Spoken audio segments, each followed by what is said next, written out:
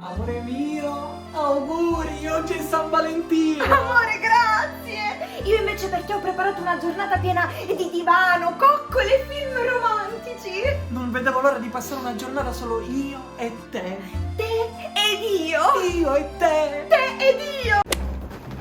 Amore mio, auguri, oggi è San Valentino! Amore mio, grazie! Ma lo sai che pure io ho preparato una giornata piena d'amore! Divano, film romantici e coccole! No! La valigia! Così almeno per oggi te ne vai da casa! Ma come? Ma amore, ma guarda che San Valentino è l'unico giorno in cui possiamo stare solo io e te, tu e io! L'unico giorno!